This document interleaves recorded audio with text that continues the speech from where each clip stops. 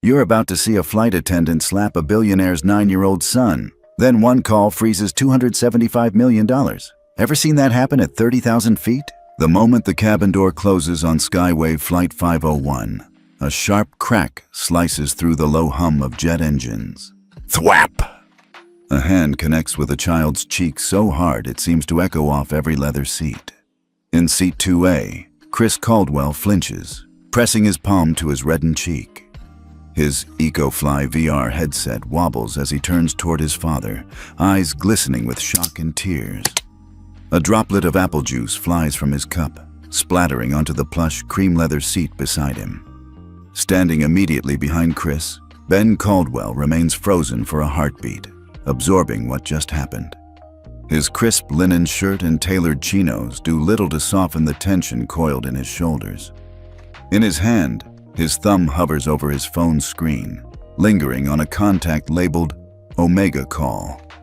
He offers Chris a steadying smile, even though his own jaw is clenched with barely contained fury. Chris's shoulders tremble as he fights back tears. The cabin has fallen into a stunned hush. Champagne glasses stop jingling. A chatter of whispered gasps drifts through the rows of first-class passengers. Heads swivel. Phones come up to record the scene. "Dad, that hurt," Chris whispers, voice shaky. Ben crouches down, tucking one arm around his son's shoulders while slipping his phone back into his pocket. "It's okay, buddy," he says in a voice that's calm but fierce. "You're safe. Let's move." At the top of the aisle, Laura Simmons stands frozen, her hand still outstretched. She's the chief purser, known for her icy professionalism. Her uniform is immaculate, her hair pulled back in a precise chignon, but her face betrays a flicker of regret. Or maybe it's defiance. Ben shoots Laura a single steady look before turning away. He helps Chris to his feet, draping a protective arm over his son as they step toward the aisle. Less than 10 seconds have passed since thwap.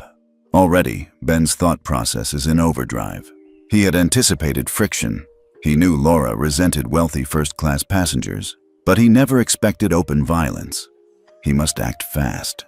Across the aisle, a co-attendant named Mark glances uneasy, watching Laura's rigid posture. He exchanges a look with her, silently acknowledging that protocol has just gone out the window. In the cockpit, the captain's voice crackles over the intercom. "Ladies and gentlemen, this is your captain speaking.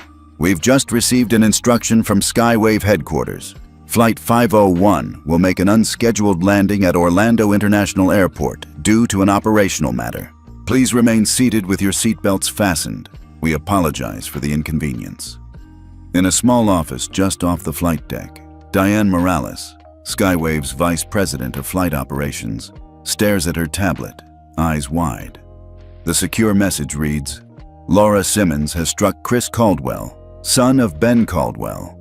Suspend Flight 501's first-class cabin crew immediately. Freeze $275 million in credit lines." She blinks, then taps, "Confirm." Back in first class, the cabin's ambient lighting shifts from warm amber to a harsher blue-white, an automatic signal that the plane's network has executed an emergency override. Overhead screens flicker to life, displaying a grainy, live feed, "Incident in progress," in the corner, labeled C. Caldwell Evidence. Passengers scramble for their phones. A middle-aged financier grabs his device and starts streaming. "I can't believe this! Watch this billionaire's son just get slapped out of nowhere!" Mark, the co-attendant, hovers nearby, straddling the tension. Laura stands motionless, realization dawning that her impulsive act has triggered a chain reaction with consequences she never imagined.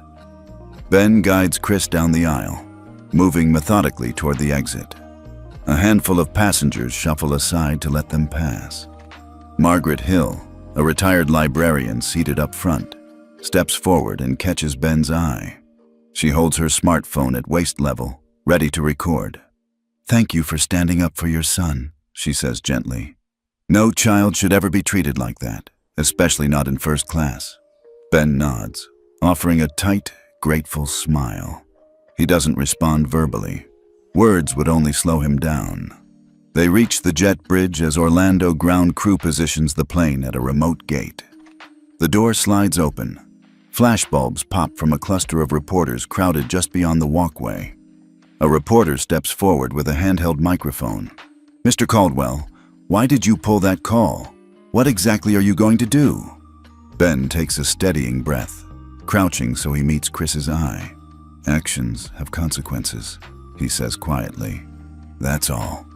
Chris clings to his father's hand, staggering a bit as they step onto the terminal floor. He glances up, eyes brimming with tears and curiosity. "Dad, what happens now?" Ben straightens, gently tightening his grip on Chris's hand. He offers his son a reassuring nod. "We'll head to the car. I'll explain everything once we're safe. Angel of Providence, the ground crew, guide them past rows of gleaming taxis and news cameras. The captain and Diane have already begun damage control, but word travels fast. Skywave's first-class crew has been suspended, and $275 million in credit lines are frozen. Passengers murmur. A handful applaud quietly. Some even rise to their feet in support of the child and his father. Harry, a local news photographer, walks beside Margaret Hill. "You think they'll fire everyone?" he whispers to her, camera lens trained on Ben and Chris. Margaret shakes her head, lip trembling. "It's bigger than that. I think they just destroyed the whole first-class brand." Ben pauses for a moment at the terminal entrance, letting the roar of Orlando traffic wash over him. He looks down at Chris and ruffles his son's hair. "Ready, bud?" Chris nods silently, voice barely above a whisper. "Yeah, Dad." They step outside into the mid-afternoon sun. The sliding glass doors swing shut behind them, leaving behind a stunned terminal and a flight crew that will be scrambling for answers. In 5 minutes, Ben Caldwell's single call has triggered a meltdown. An entire first-class crew suspended, aviation credit lines frozen, and a cascade of headlines exploding across the airwaves. Chris gazes up at his father, still gripping that small hand so tightly. Ben offers a final squeeze, eyes cool but compassionate. "This is only the beginning. Hang on tight." And with that, they walk toward the waiting black sedan, ready to ride into the storm of publicity and power that Ben's one phone call has unleashed. Ben Caldwell's high-rise office in Midtown Manhattan looked like any other executive suite. Sleek glass walls, minimalistic desks, and a panoramic view of the city's steel and concrete sprawl. Yet behind that glass facade, he was orchestrating something far from ordinary. Less than a week before Flight 501's drama unfolded, Ben sat in a conference room with his core leadership team, laptops open, coffee cups half emptied. He leaned forward, voice calm yet urgent. "We need to keep the Caldwell edge. Our tech must outpace any competitor." Around him, 4 executives nodded. Their mutual secret. Chris's EcoFly VR headset wasn't just a toy. It was a direct link into Skywave's cabin AI. "Remember," Ben continued, "we're not just in the energy game anymore. Our software now directly monitors consumer behavior, how they react to perks, how they spend, even how they breathe in these cabins. And Skywave thinks they control that data." His CTO, Amara Okafor, tapped away on her laptop. "Ben, we've tested the VR firmware in closed beta. When Chris's heartbeat spikes, the headset activates 360-degree recording. It streams encrypted to our server, completely undetectable. We've lab tested it against every firewall Skywave uses." Ben gave a slow nod. "Good. It's time to put that to use. Chris will be our onboard eyes and ears, and he won't know all the details, just enough to stay safe." He glanced at his son's vacant seat at the head of the table, the lunchbox still untouched. Down the hall, in a corner, a mock-up of an airplane cabin, Chris sat cross-legged on a plush seat, enthralled with his VR headset. He was eager to impress his dad. At 9 years old, he'd inherited his father's tech fascination, and apparently his cool nerves. Ben had dropped him off at the Skywave R&D lab that morning, insisting Chris keep his role strictly confidential. For Chris, this was the ultimate field trip. He'd be the first kid ever chosen to test a new generation of smart cabin technology. "See this?" said a Skywave engineer named Martin, a rail-thin guy with a bushy beard and thick glasses. He tapped at a tablet screen. "Our AI cabin system predicts passenger needs, lights, temperature, even meal preference. We've been collecting data to personalize the flight experience, all to upsell first-class packages." Chris nodded enthusiastically, no idea what upsell meant. He fiddled with his VR headset until the screen displayed the cabin interior.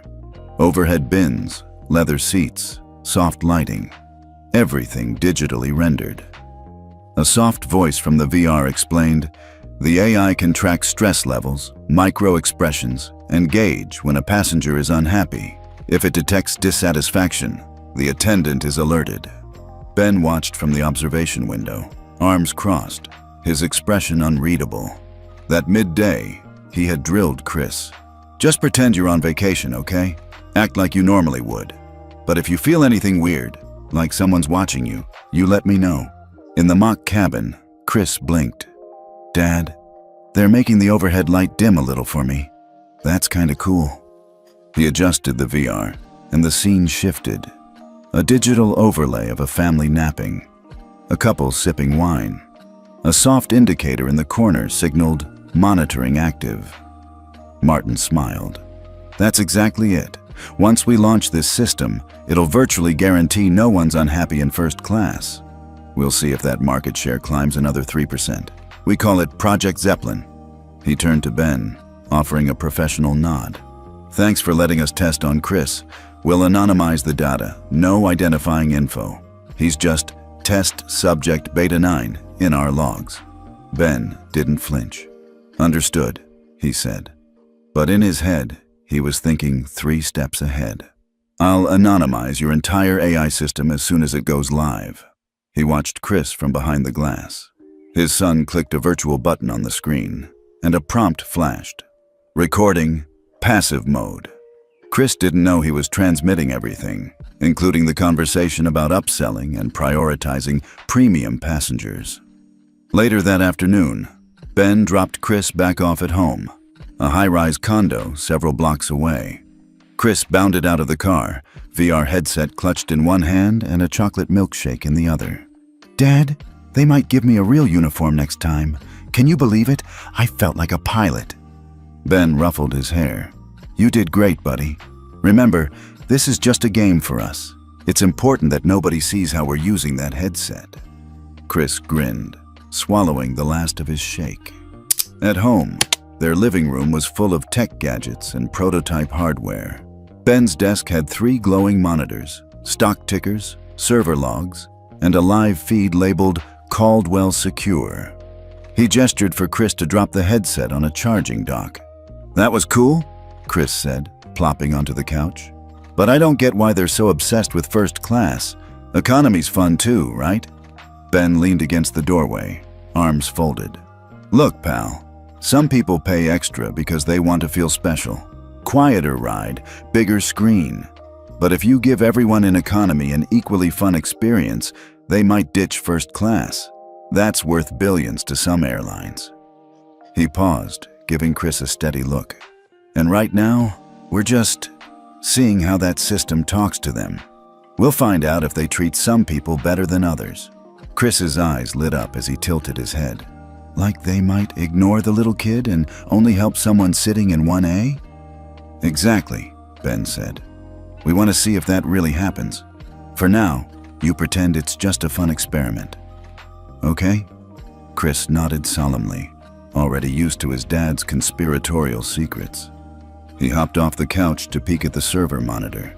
"Did we get anything cool today?" Ben sipped a glass of water, glancing at the screens.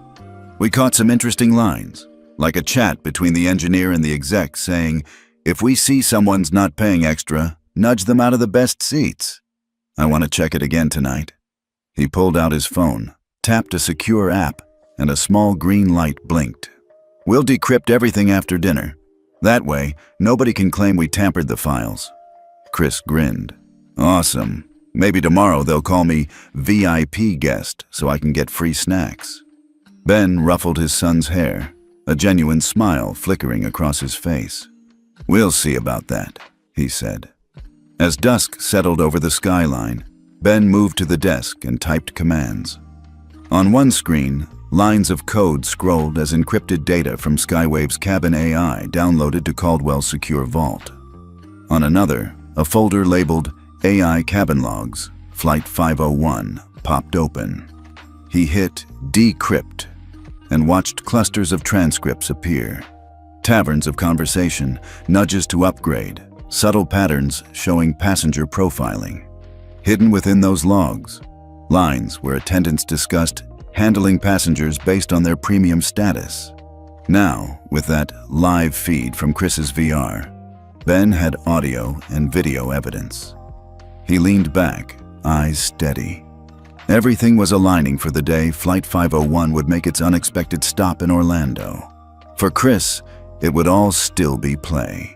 But for Ben Caldwell, this was far more than a game. It was the opening gambit in a chess match with one of the world's biggest airlines, one that he intended to checkmate with the resources of data, secrecy, and a 9-year-old's innocent perspective. In the now dark living room, the city lights glittered below. Chris scampered off to his room to finish a video game. Ben stayed behind, watching lines of code transform into compelling evidence. He thought of tomorrow's flight, of what might happen when a 9-year-old got slapped and his father held the strings. He straightened his shoulders and whispered to himself, "Everything's in place.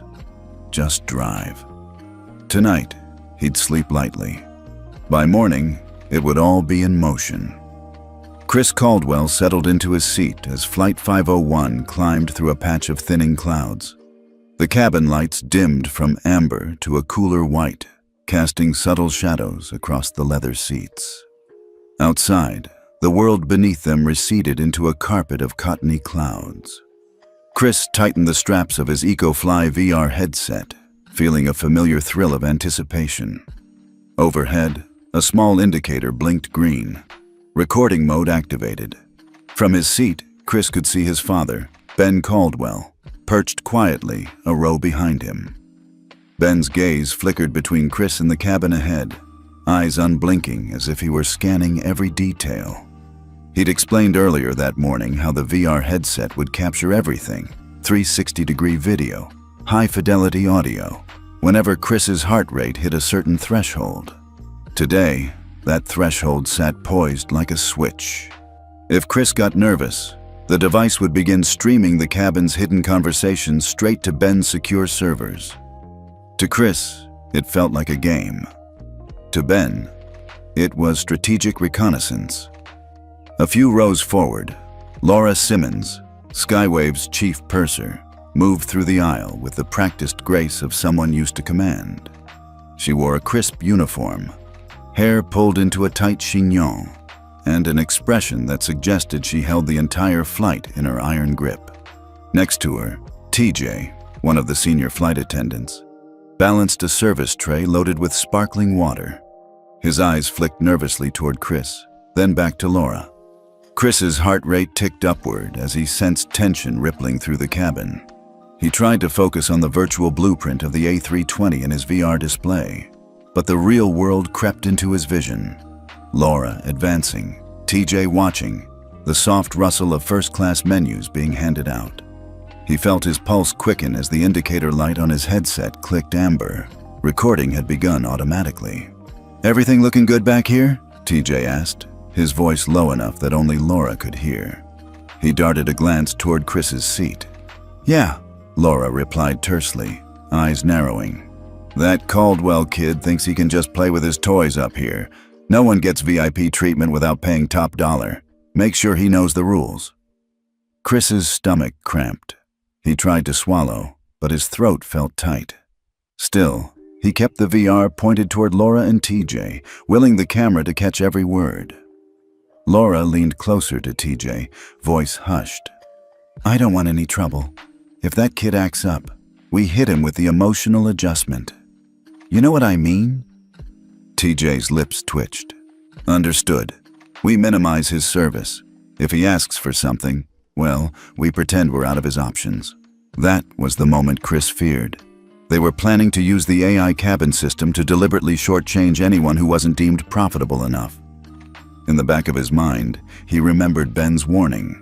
Watch how they talk about premium passengers. As Laura and TJ whispered, Chris's VR recorded every syllable, every pause. He saw a drop of sweat bead at TJ's temple.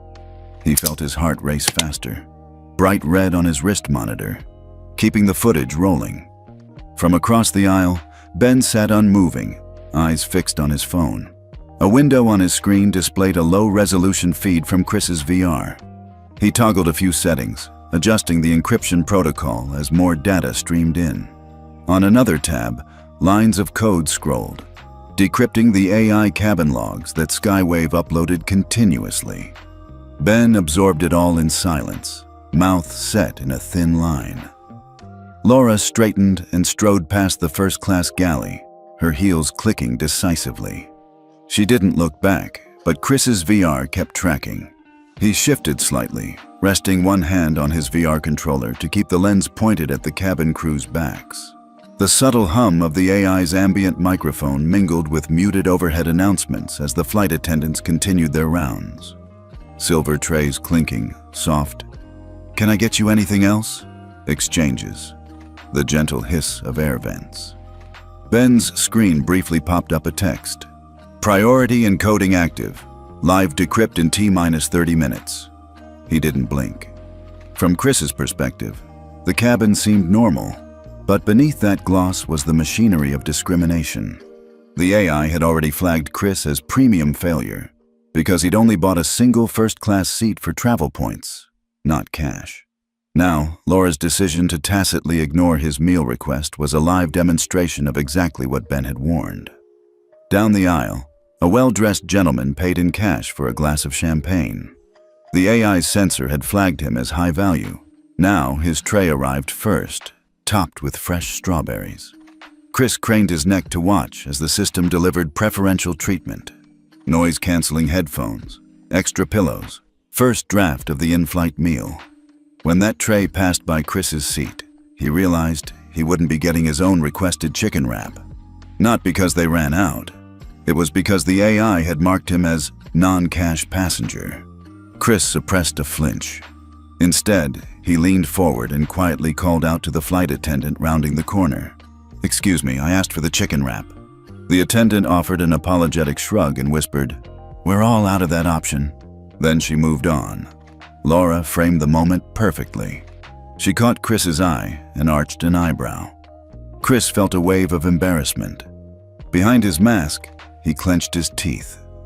The recording never skipped a beat. Ben's phone buzzed. He glanced up, meeting his son's eyes for a split second, then tapped a reply. "Keep recording. We're almost there." Chris took a steadying breath, letting his heart rate fall just enough to avoid overheating the VR's sensor. He allowed himself a small sigh of relief when the light went back to green. He wheeled his seat around as the flight attendant passed the glass of cold water across his tray table. He gripped it tightly, tasting his own resolve in the icy droplets. Moments later, Laura approached again to offer dessert, an indulgent slice of chocolate cake. She set it in front of a white collar across the aisle, and the rich aroma filled that side of the cabin. Chris watched as the attendant lifted the plated cake toward him, then paused, giving Laura a quick glance. Laura's lips curved into a tiny, satisfied smile before the attendant moved on without dropping the cake.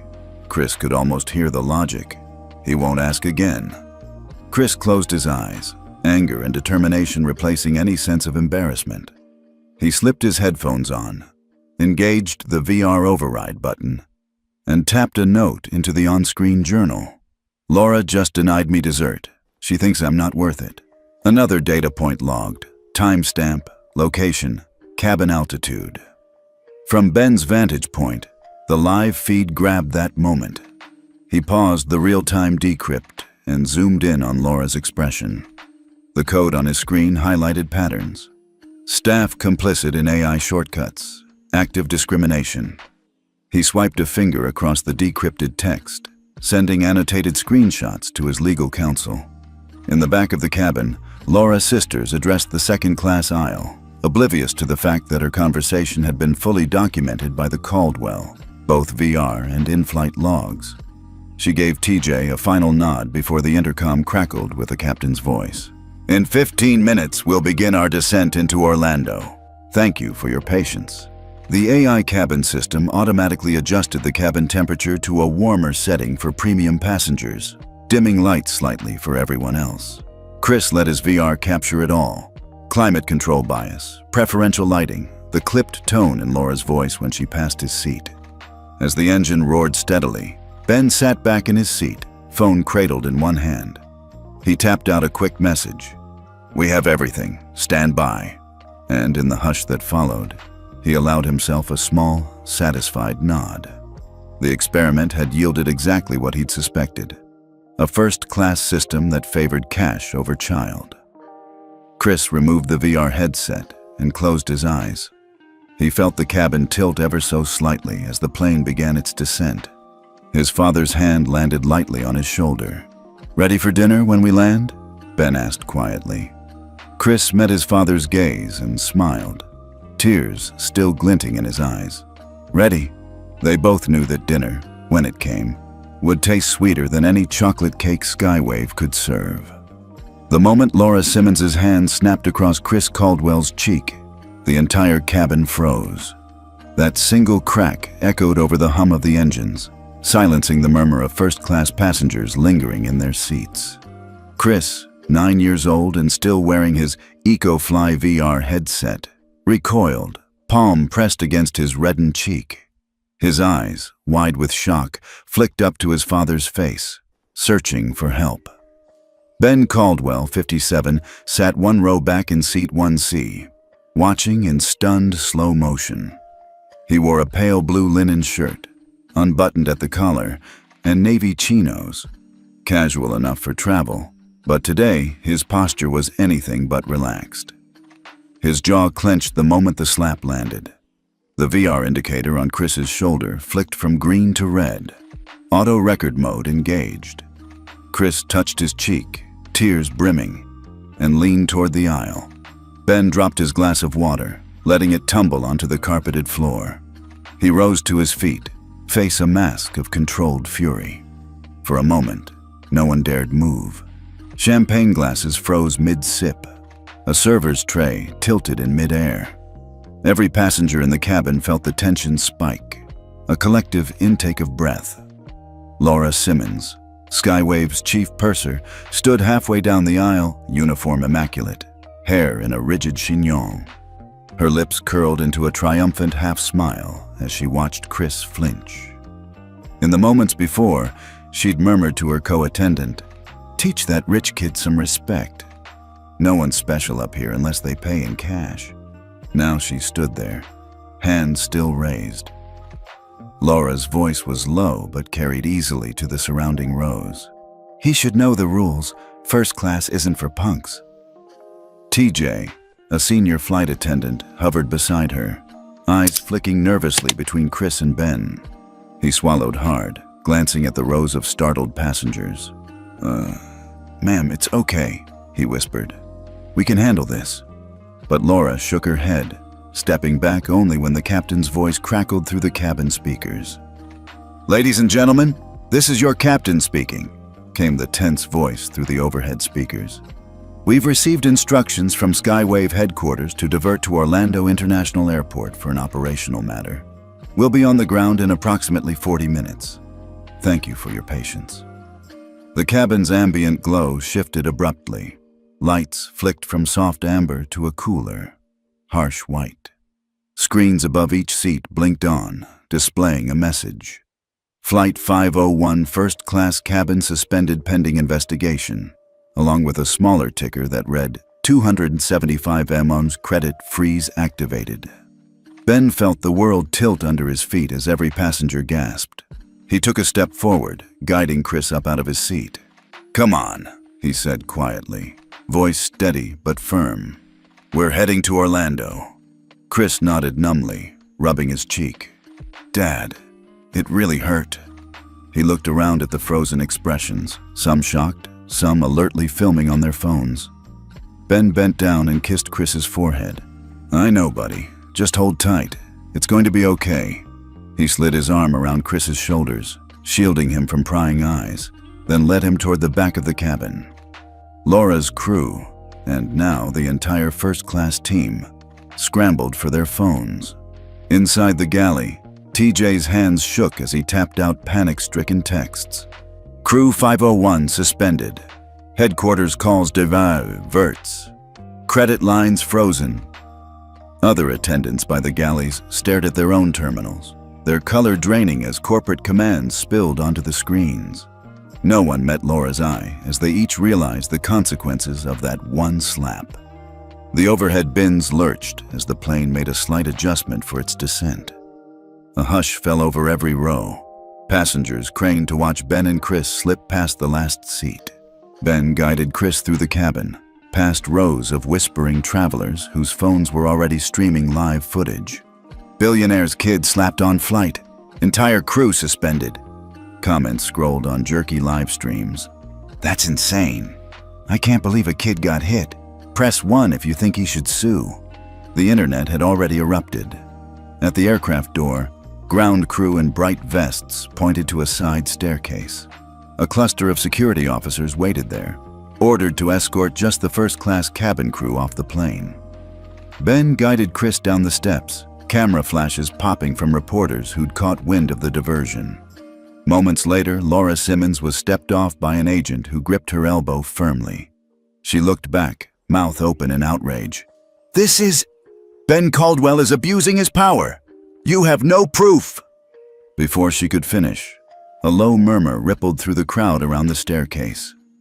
Ben recognized the elderly woman, Margaret Hill, the retired librarian, standing near the bottom, phone in hand. She caught Ben's gaze and nodded. "We saw it," she said, voice clear. "We got it all." Ben squeezed Chris's shoulder, then turned and walked together down the tarmac to a waiting black sedan. Chris's small hand tightened on Ben's, trying to keep pace with his longer strides. Reporters called out from behind. "Mr. Caldwell, what will you do next? Are you suing Skywave? How does Chris feel?" Ben offered a quick nod, but remained silent until he and Chris slid into the back seat. The door shut, muffling the barrage of questions. Inside the car, the driver's window rolled down. Ben took a steadying breath. "Chris," he began softly, "you did great today. They thought they could humiliate you in front of everyone, but now they're exposed." Chris nodded, voice quivering. "Dad, will they fire all of them?" Ben's gaze focused on the city lights in the distance. "They've already suspended them, and tomorrow, they'll start the investigation that clears our name. But most important, they'll see exactly how the AI was used to discriminate." Chris swallowed hard. "That's why the VR recorded everything?" "Exactly," Ben said. He tapped his phone on the seat, closing the live feed that had already soared to millions of views online. "We have audio of Laura and TJ plotting the whole thing. We even recorded how they used the AI to identify premium passengers. Now the world will see it too." Chris let his VR headset slip into his lap, rubbing his cheek. "I just wanted snacks," he said, trying for a weak grin.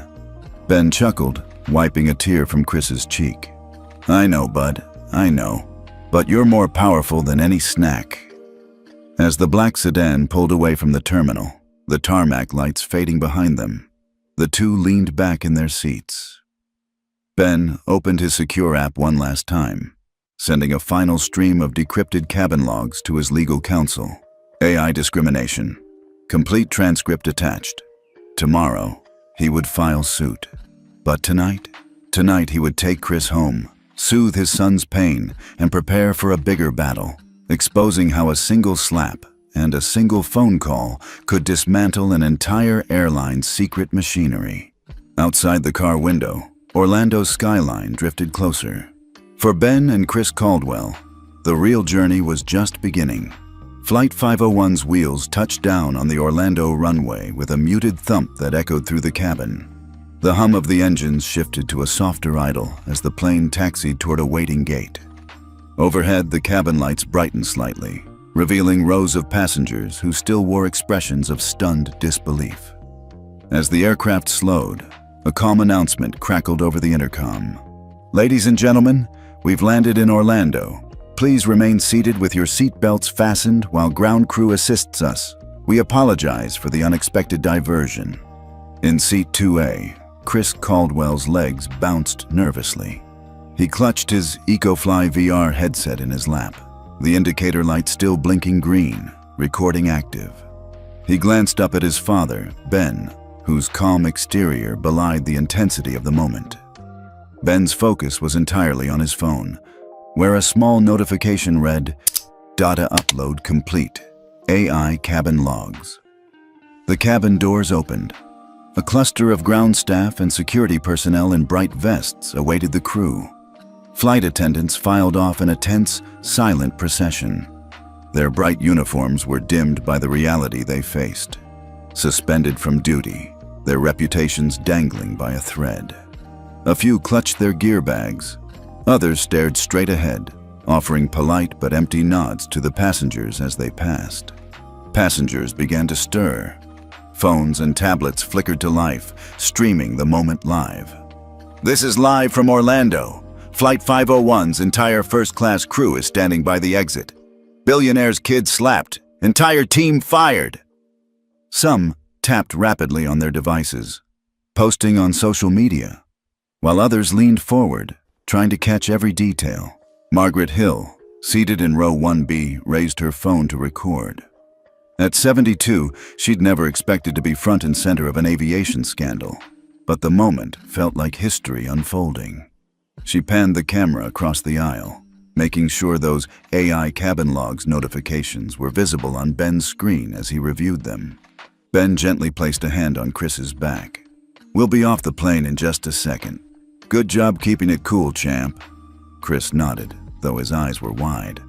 "Dad, was that data upload? Did it just—" He swallowed, not finishing the question. "Yeah," Ben replied.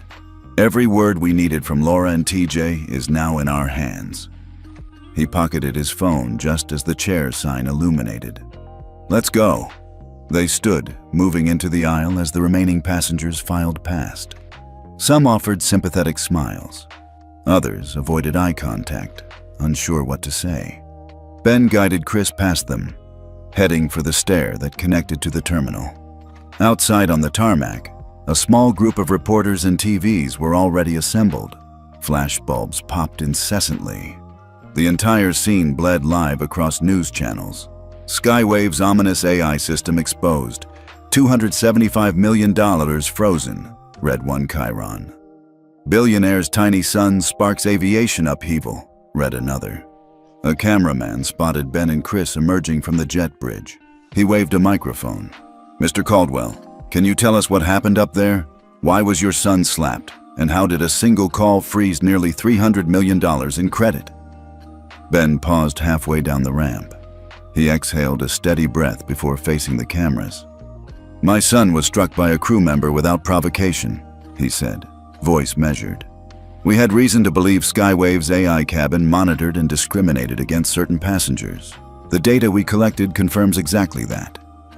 Behind him, Chris peeked from his father's side, still holding the VR headset. Reporters snapped questions rapidly. "Did you expect such a reaction? What's next? Will you sue?" Ben's gaze drifted over the press. He recognized a few faces from Bloomberg and CNN. He offered a tight nod and a small, composed smile. "Tonight, the evidence will be reviewed publicly. It's not just about my family. It's about anyone who boards a plane expecting to be treated fairly." A rustle spread through the nearby passengers waiting in the terminal. Some wore look-away expressions, while others leaned forward, listening. At that moment, the cabin crew from Flight 501 walked by in handcuffs. TJ, pale and bewildered. Laura Simmons openly weeping in disbelief. Cameras captured every step. The shocked murmurs of onlookers created a low hum in the background. Margaret Hill slipped from her seat toward the terminal entrance, her phone still recording. She couldn't resist whispering, "Thanks for standing up, Mr. Caldwell. That data is going to change everything." Ben dipped his head in acknowledgement. The terminal doors slid shut behind him. and he guided Chris toward a matte black SUV waiting just off the tarmac. A burly driver opened the rear door. Chris slid inside first, then Ben followed. Before the door closed, he looked back once more at the terminal, at Laura being led away by security, at the cameras still rolling. Inside the SUV, the air felt heavy, but the lighting was soft. Chris's small hand tightened around Ben's. "Dad, do you think they'll actually fix things?" he asked in a quiet voice. Ben reached across, smoothing Chris's hair. "They'll have to. Once these AI logs and videos go public, every airline will have to reconsider how they treat passengers." He paused. "We did more than expose a single incident. We exposed a pattern, an entire system that never gave some families a fair chance." Chris leaned back, exhaustion mixing with relief. "So, no more kids getting slapped on planes?" Ben offered a soft, reassuring smile. "That's the goal, buddy. For good." The SUV pulled away, heading into the wide Orlando night. Streams of terminal lights and news trucks receded in the distance. For Ben and Chris, Flight 501 was now behind them. But the ripple effect of that evening would stretch far beyond any tarmac or terminal. The data was unleashed, and the fight for fair skies was just beginning. Ben Caldwell's secure office felt colder than usual that evening, but the room was alive with the glow of multiple monitors. He leaned forward, watching as the decrypted AI cabin logs from Flight 501 automatically populated a spreadsheet. Columns of data, timestamps, sensor readings, audio transcripts filled the screen in real time. "Ready?" Amara Okafor, his head of IT, asked from beside him. She pointed to a highlighted line. "Laura Simmons and TJ conspiring to filter non-cash passengers." Ben nodded.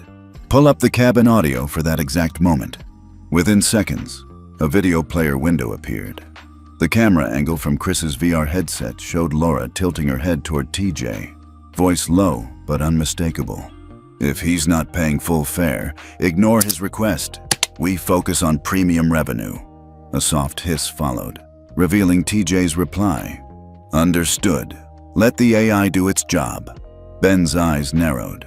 He clicked export, and Amara began bundling the clip into a secure evidence folder. Meanwhile, another monitor displayed a raw log file. Makefile Sauchep Chin Sua, 131422, AI cabin, passenger 2A. Flagged as 131423. Prompt: prioritize person in seat 1A, 131428. Service directive: deny meal request for passenger 2A. Just below, code scrolled. Patterns emerged. They showed how Skywave's AI used facial recognition and payment type to decide service order. Passenger data was compared against a premium threshold, a proprietary algorithm buried deep in corporate servers. Amara pointed to another line. "See this? They encrypted the premium threshold as a one-way hash. We've cracked it. It's literally fair amount, $2,000. That's the cutoff." Ben exhaled. "So anyone who paid less than $2,000 gets relegated automatically." He pivoted to a different screen showing social media streams. A trending hashtag, #SkyWaveUnequal, burst with commentaries. Screenshots of Laura's audio, fan-made infographics charting AI bias against middle-class travelers, calls for a boycott. News outlets were already quoting a slip of that transcript. He turned back to Amara. "Package this for the press release. We'll show the world the code, the audio, and a side-by-side comparison. Premium passenger versus non-cash passenger." Amara nodded, her fingers flying across the keyboard. "Also, we traced Riverton Capital's Shell Corporation funding. They wired $3.2 million to Skywave's Innovation Fund last quarter. Coincidence? Not likely." "Include that," Ben said, leaning back. "This is bigger than one flight attendant. This is a corporate conspiracy to price segregate the skies." Across the room, a secure message pinged. It was from their legal counsel. "Aggressive IEPA team wants an immediate call to discuss ATF's interest in potential civil rights violations. They're scheduling a meeting for tomorrow morning. Ben nodded again, steeling himself. He glanced at Chris's room down the hall. His son was sound asleep after a long day. This was no longer just about Chris. It was about ensuring that no traveler, no matter how they paid, would be deemed less worthy of basic respect in midair. He tapped his pen on the desk. Draft the press release. We go public at dawn. Amara gave a final click. And for a moment, both watched as the evidence crystallized on screen. Code exposing AI bias, audio revealing intent, and a financial paper trail linking Riverton Capital to Skywave's discriminatory program. Tomorrow, Ben said softly, they'll see that the sky isn't as equal as they thought. Outside, the Manhattan skyline glowed. Inside, Ben and Amara had ignited the next phase, exposing power, technology, and money colluding to keep travelers in their place. And once that truth was out, there was no turning back. Ben Caldwell's phone buzzed relentlessly before dawn. He stared at the screen. Multiple news alerts, social feeds exploding with #Skywave unequal, and messages from Senior Voices, a Facebook group of retirees who'd caught wind of the scandal. He tapped a quick reply. Meeting today? All in. By breakfast, the story had gone viral. CNN's Chiron blazed. Billionaire's son slapped. Airlines AI discrimination exposed. MSNBC ran a segment featuring a panel of consumer advocates decrying the bias. Some recalled how they'd paid extra for first class only to be ignored. Even local morning shows in small towns aired clips of Laura Simmons' apology, an apology now overshadowed by the leaked audio of her instructing attendants to filter out non-cash passengers. Ben scanned comments on a live Facebook stream hosted by Margaret Hill. She'd rallied dozens of her Senior Voices friends to call for a congressional inquiry into AI ethics. It's the height of privilege, one commenter wrote. Someone must be held accountable.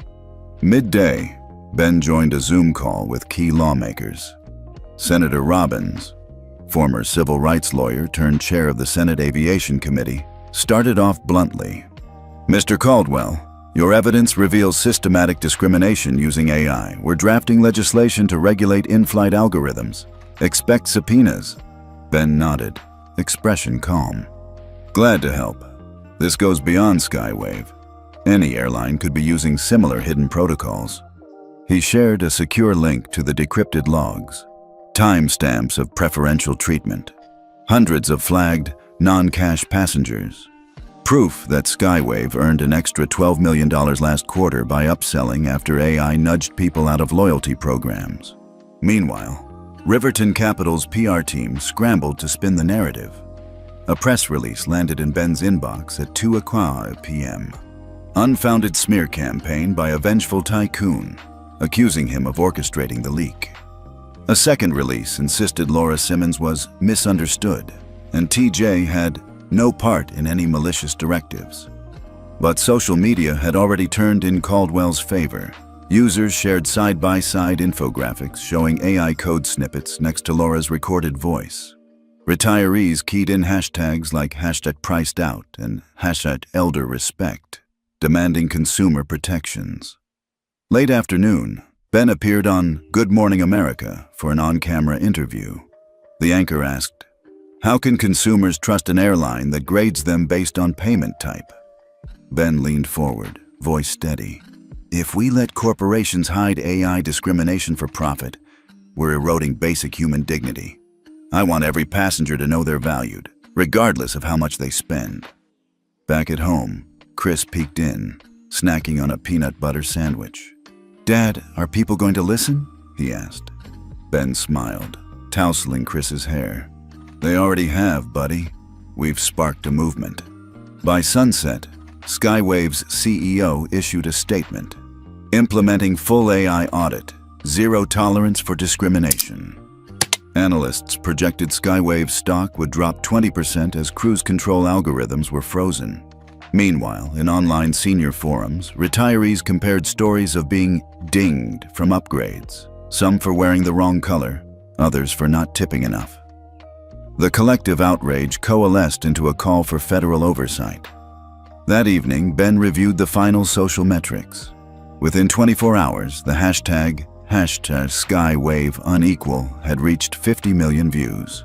A small victory, yes, but the bigger fight was just beginning, forcing corporations to treat all passengers with the dignity they deserved. He closed his laptop and stood by the window, overlooking the Manhattan skyline. Chris curled up on the couch with a comic book. Ben reflected on how a single slap had ignited a national conversation about technology and fairness. Tomorrow, he'd testify before the Senate. Tonight, he allowed himself a moment's peace, knowing they'd shifted the conversation and prompted a generation to demand accountability. The morning sun filtered through the tall windows of the U.S. District Courthouse in San Francisco, casting long, narrow rectangles of light across the polished wood benches. By 9 o'clock a.m., the gallery was already filled with curious onlookers. Business professionals, senior citizens clutching printouts of the #SkyWaveUnequal expose, even a handful of tech bloggers with notepads and laptops open. In the center, behind the plaintiff's table, sat Ben Caldwell, immaculately dressed in a navy suit. He glanced to his left at Caroline Miller, his lead attorney, who was calmly reviewing notes. The tension in Ben's shoulders was palpable, but his expression remained composed, an image of controlled determination. Across the aisle, a contingent of Skywave executives huddled with their legal team. Among them were Laura Simmons, still wearing a look of haunted disbelief, and TJ, pale but silent. Their lawyers whispered urgently among themselves, aware that the evidence against them was damning. The judge, Honorable Jacqueline Rosario, entered with a soft gavel tap. She surveyed the courtroom, nodded, and took her seat at the bench. "Good morning," Judge Rosario intoned. "We are here for the preliminary hearing in the matter of Caldwell versus Skywave Airlines. Mr. Caldwell, you may proceed with your opening statement." Ben stood at a small podium to the left. His voice was clear and concise. "Your Honor, ladies and gentlemen of the court, in 30 short days, my family and I were thrust into a situation most people only read about in dystopian novels. Boarded onto a plane that used artificial intelligence to decide who deserved service and who did not. My 9-year-old son, Chris, was slapped by a first-class flight attendant, Laura Simmons, for no reason other than a deeply ingrained bias baked into Skywave's AI system.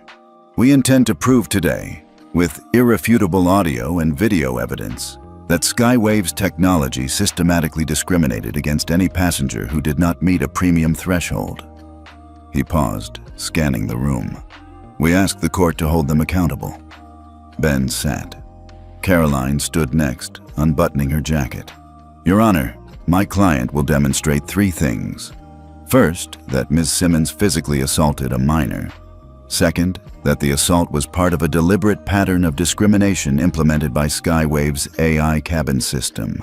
And third, that Skywave profited by segregating customers based on payment tiers. We have video from Mr. Caldwell's son's EcoFly VR headset, audio recordings, and decrypted AI logs that leave no room for doubt. We request immediate injunctive relief to disable the AI cabin's discriminatory functions while this case proceeds." Judge Rosario nodded. "Thank you, Ms. Miller. Ms. Simmons, you may now enter your opening statement." Laura Simmons rose, her shoulders slumped. "Your Honor, I regret the harm I've caused Chris Caldwell. However, I contend that, in the stressful environment of a first-class cabin, I believed his behavior warranted disciplinary action. I was not acting at the direction of Skywave, but rather responding to what I perceived as out-of-line conduct. The term non-cash passenger was never a formal policy. It was a shorthand some of us used among ourselves. The AI logs have been taken out of context." She gave a shaky half-smile before sitting down, as a faint murmur rippled through the courtroom. Judge Rosario gazed at the Skywave attorneys, then back at Ben's table. "Very well. Let us begin with evidence from the plaintiff. Ms. Miller, call your first witness. Caroline Miller called Margaret Hill to the stand. The retired librarian, in her early 70s, walked forward with a measured dignity, dressed in a simple, elegant blazer. She was sworn under oath and seated. Caroline approached her. Mrs. Hill, you were present during the events on Flight 501. Please describe what you witnessed. Margaret adjusted her glasses and cleared her throat. Yes, I was seated in first class, one row behind the Caldwells. I heard a commotion, what sounded like a slap, loud enough to silence the cabin. I saw Ms. Simmons hit Mr. Caldwell's young son, Chris, without any provocation. Then I watched her look triumphant, almost as if she enjoyed humiliating him in front of everyone. Caroline nodded. And did you see anything suggesting that this behavior was encouraged or condoned by Skywave's policies? Margaret leaned forward. Later, I was on my phone, monitoring the private Skywave IVR feed, and I saw transcripts that indicated Ms. Simmons and her coworker had been told to filter non-cash passengers and let the AI decide who got service. I heard them say, if they don't pay full fare, pretend the meal option is sold out. It wasn't a shock. They were brazen enough to discuss it right in the open. On the large projection screen, Caroline clicked a remote, and the courtroom's monitors flashed lines of decrypted text. Makefile Sao Chep Chin, Sua, 12-14-22, AI cabin, passenger. Caldwell, seat 2A, flagged as 12-14-23. Service directive, deny meal request for 2A. Prioritize 1A, 12-15-05. Laura Simmons, audio. Ignore his request, he's not worth it. A collective gasp rippled across the gallery. Caroline turned back to Margaret. Thank you, Mrs. Hill. No further questions. Next, Skywave's attorney, Mark Dayton, approached to cross-examine. He gave Margaret a sympathetic look. Mrs. Hill, are you certain you heard non-cash passenger? Could you have misheard? Margaret shook her head firmly. No, I was listening on my phone's live feed. The clarity was undeniable. Mark frowned but nodded, stepping back to his table.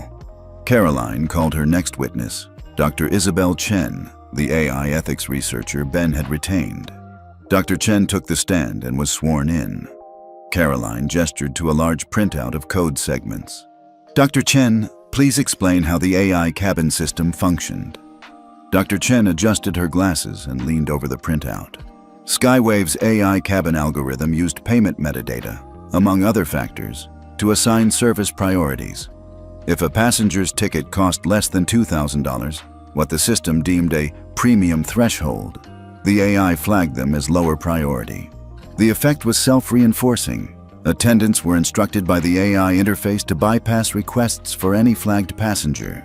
She pointed to the lines. Here, the encrypted function is premium passenger ID. Returns true only if fare paid, $2,000. That's the literal cutoff. Passengers below that threshold experienced systematically delayed or denied service. This is not an incidental bug. It's an intentional design to maximize revenue. Caroline nodded, then asked, in your expert opinion, did Skywave's board of directors know about this?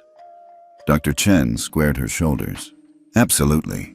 The algorithm was greenlit by the Innovation Committee, a group that included Skywave's CEO and CFO. It was a corporate initiative underwritten by Riverton Capital's investment. Another murmur filled the room as Caroline sat. Judge Rosario tapped her hammer lightly. Very well. The defense may cross-examine. Skywave's lawyer rose. Dr. Chen, have you personally seen any communications, emails, memos, directly from top executives acknowledging this policy? Dr. Chen nodded.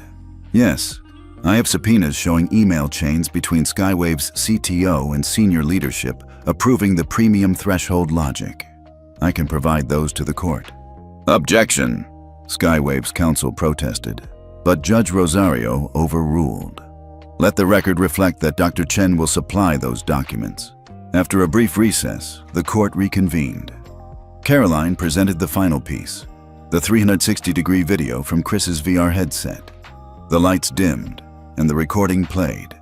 In grainy but unmistakable detail, the courtroom saw the slap, Laura's smug glance, and her whispered directive to TJ. It's all clear. The evidence came straight from a 9-year-old's perspective. When the video ended, the judge removed her glasses. This court is troubled by the clear evidence of physical assault and the integration of discriminatory AI protocols. I am inclined to issue a preliminary injunction to disable the contentious elements of Skywave's AI cabin system. Skywave's lead attorney rose, voice tight. Your Honor, our client expects to contest these allegations fully, but we ask for a stay on that injunction to allow continued service while we appeal. Judge Rosario leaned forward. Given the compelling nature of the evidence, I find irreparable harm likely if these discriminatory functions remain active. The preliminary injunction is granted. Skywave must revert to a neutral service algorithm. No passenger can be denied service based on payment amount until further order of this court. A hush fell. Caroline Miller exhaled, punching Ben's knee under the table. He offered a quick, relieved smile. Judge Rosario addressed the courtroom. We will reconvene in 2 weeks for further arguments. Court is adjourned.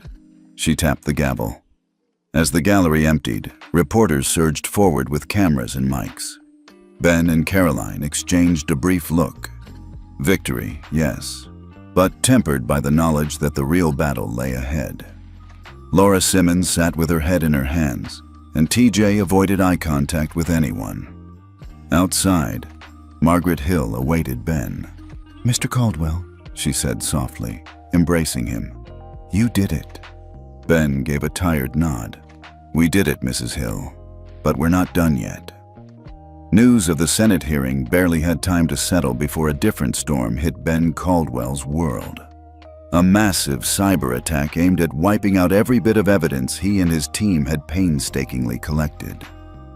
At first, the attack looked like a routine DDoS barrage, but it quickly escalated.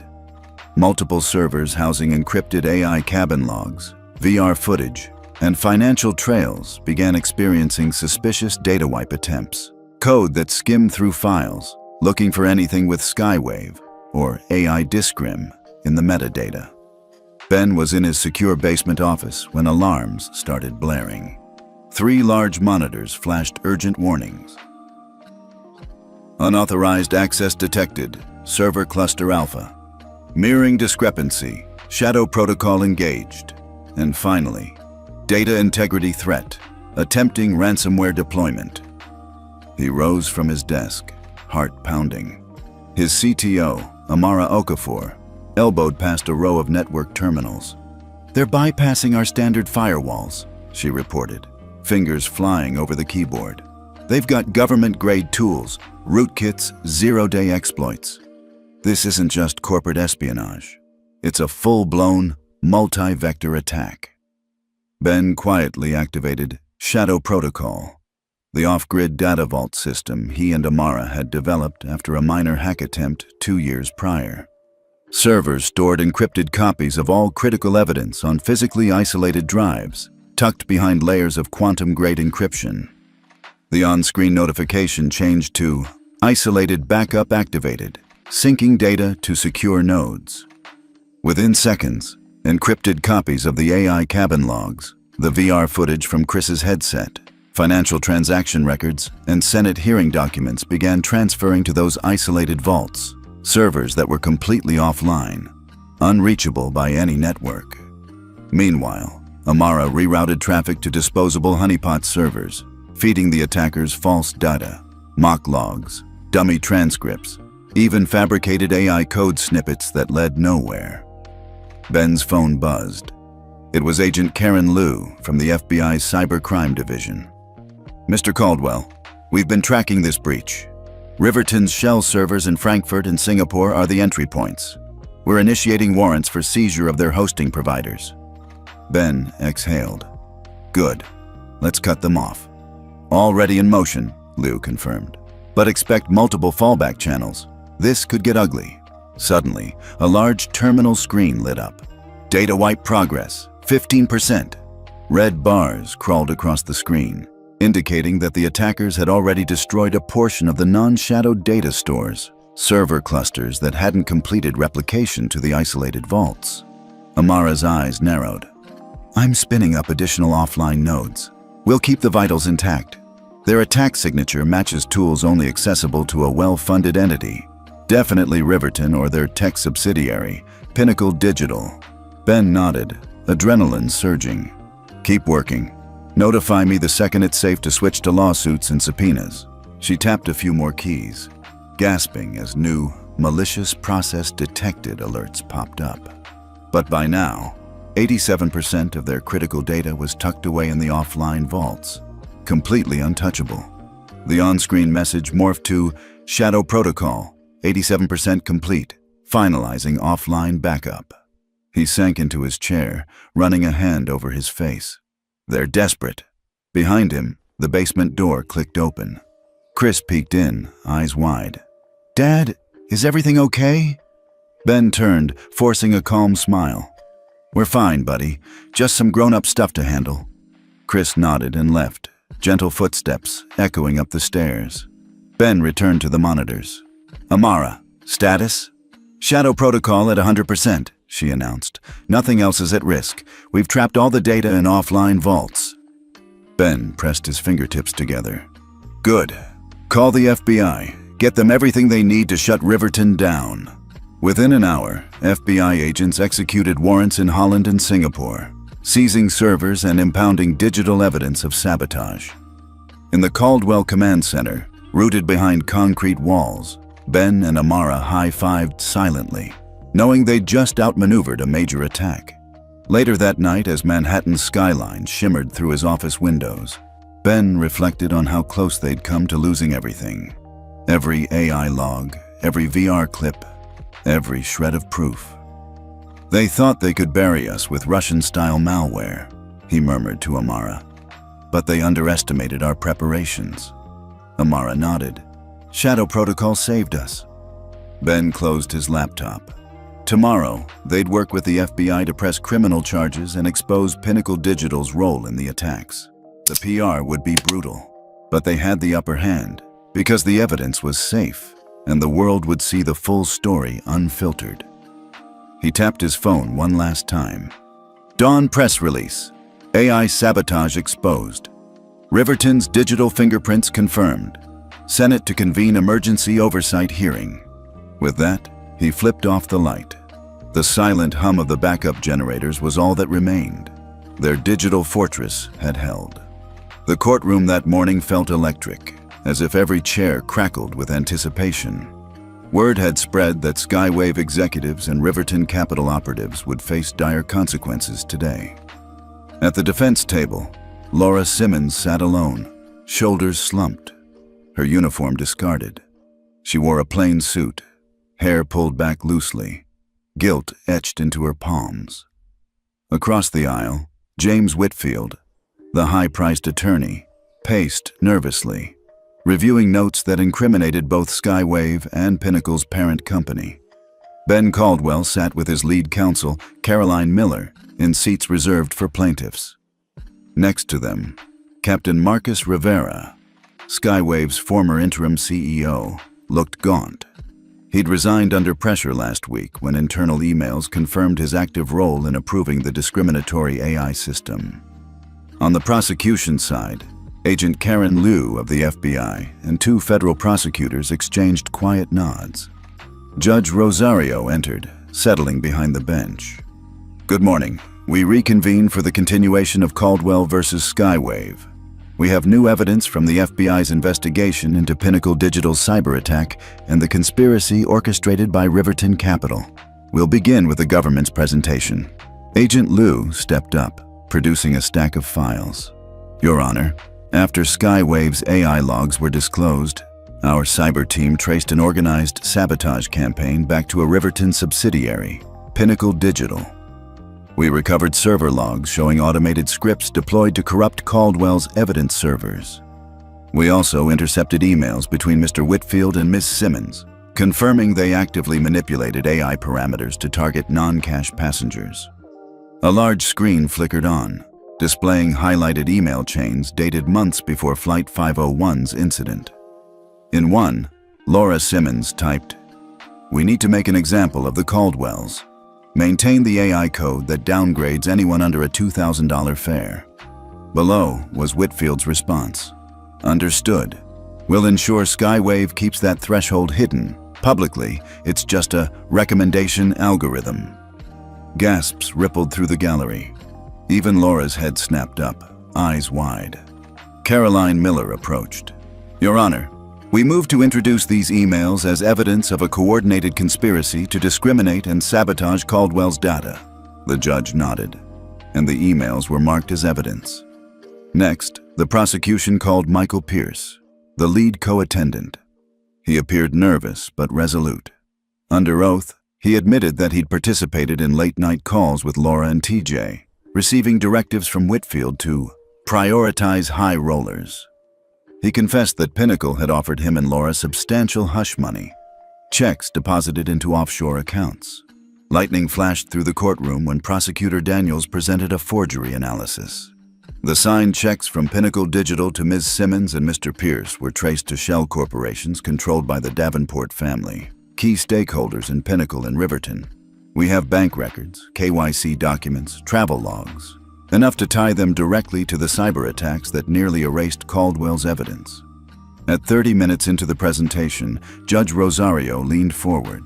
"Ms. Simmons, Mr. Whitfield, Mr. Pierce, you are hereby indicted on charges of conspiracy, civil rights violations, and cybercrime. Bail is revoked. You will be remanded to federal custody pending trial." Laura's face went pale. Whitfield exchanged a horrified glance with his remaining defense staff. Pierce dropped his head, comforted by a lawyer's hand on his shoulder. Ben and Caroline rose as the judge continued. "Skywave Airlines, as a corporate entity, will face additional hearings to determine fines and reparations for systematic discrimination and obstruction of justice. The court finds probable cause that Skywave executives willfully ignored repeated discrimination complaints. A separate hearing will schedule civil penalties." Outside the courtroom, news crews clamored to catch every soundbite. Ben emerged, flanked by Caroline and Agent Liu. Reporters shouted questions. "Mr. Caldwell, did you expect such sweeping indictments?" Ben's response was calm, measured. "Justice must be thorough. Today proves that no corporation, no matter how large, can hide discrimination or sabotage behind algorithms." As he exited, Chris watched from behind a velvet rope. His father ruffled his hair. "We did it, champ. The fight's not over, but today was huge." In the distance, Guardian drones whirred overhead, broadcasting the story live. Visible proof that technology could both hide injustice and, when exposed, hold power to account. Ben Caldwell stepped into the sleek, glass-walled boardroom of Skywave Airlines, the same space where, months earlier, he'd sat as a plaintiff challenging the company's AI discrimination. Now, he stood on the other side of the table. The interim executive team, handpicked after the upheaval, looked up, a mixture of anticipation and relief on their faces.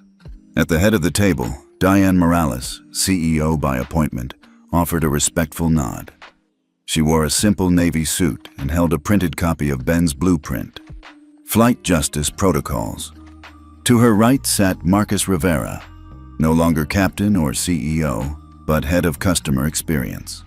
Across from them, a diverse group of newly appointed directors, technology, human resources, diversity, and inclusion, waited for Ben's opening remarks. Ben cleared his throat and began. "I didn't come here to punish Skywave. I came because we, collectively, have an opportunity to change how an airline treats people. I've acquired controlling interest to ensure these changes stick." He spread out a set of documents labeled Anti-Discrimination AI Audit, a commitment to open source the cabin algorithm so any user, regulator, or passenger can verify there's no payment tier bias. Diverse leadership mandate. At least 50% of all shuttle and first-class managers must come from underrepresented backgrounds. Transparent reporting mechanisms. Monthly equity scorecards published publicly, detailing any complaints and how they were resolved. Diane scanned the first page. "We're honestly excited to implement this, Ben. Our teams are ready." Ben nodded. "Today, we start dismantling the old culture. Passengers will see crew training videos that include role-playing empathy scenarios, especially for families with children. In addition, we'll launch the Young Traveler's Voice Initiative, an in-flight app that allows children to report mistreatment directly, anonymously if they prefer." He paused, letting that sink in. CEO circles in DC are already calling this groundbreaking. Just then, the door opened. Margaret Hill, the retired librarian who'd first spoken up on Flight 501, stepped into the room. At 73, her presence was both modest and magnetic. She carried a copy of Ben's new Passenger Bill of Rights. Diane rose to greet her. Margaret approached the table. "Thank you, Mr. Caldwell, for giving us a voice. I volunteered to be on the Passenger Advisory Board. I want to ensure this isn't just another program that fades away." Her eyes swept across the new directors.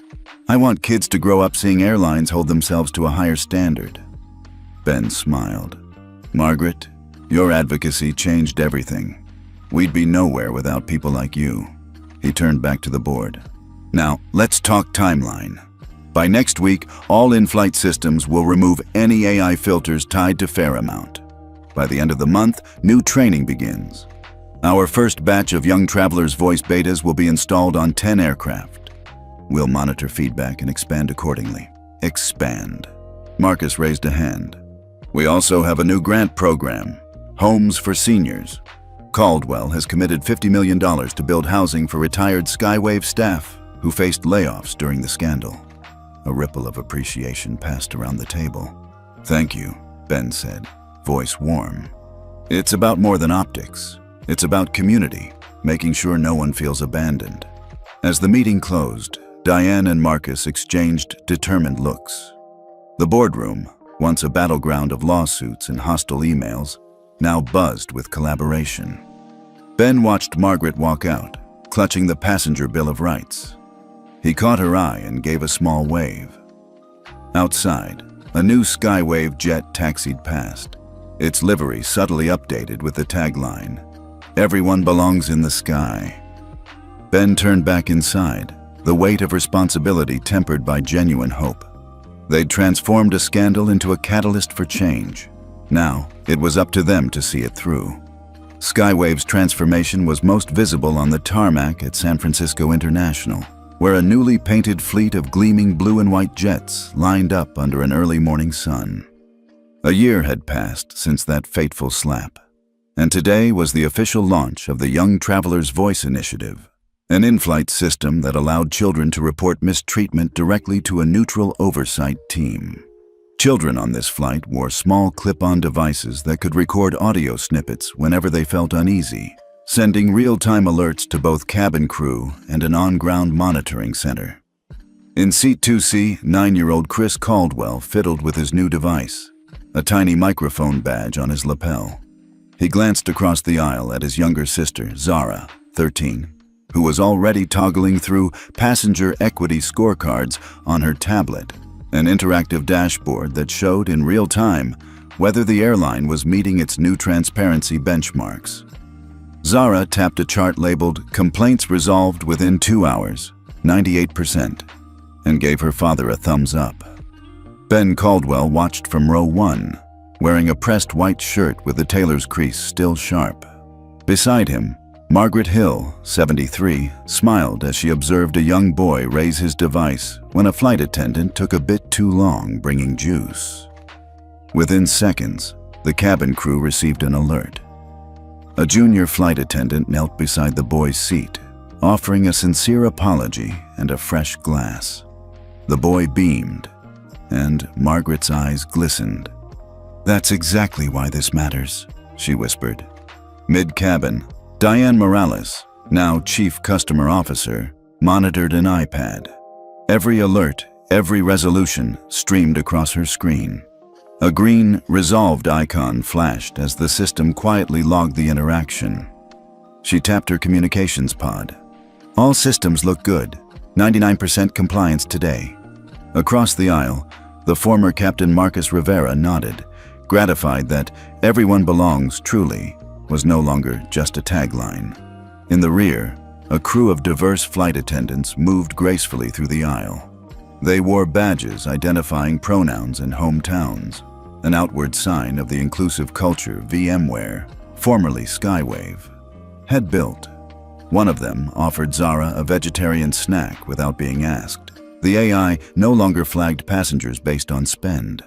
When the flight touched down in Los Angeles, Ben stood in the front door as the final passengers disembarked. He watched families with kids, seniors, and solo travelers, all treated with equal courtesy. Zara bounded up, pulling her father's arm. "Dad, did you see how Mia got her juice so fast?" she asked about a little girl across the aisle.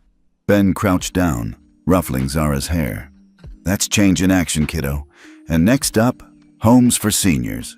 Today, we break ground on 50 new units outside Oakland, dedicated to retired flight attendants and community members in need."